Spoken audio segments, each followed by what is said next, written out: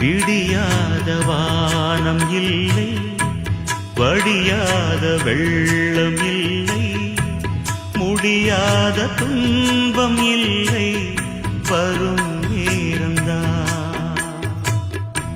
மழை வேகம் மாறக்கூடும், புயல் வீசி ஓயக்கூடும், இளவேனில் ஆகக்கூடும், எதிர்காலம்தான்.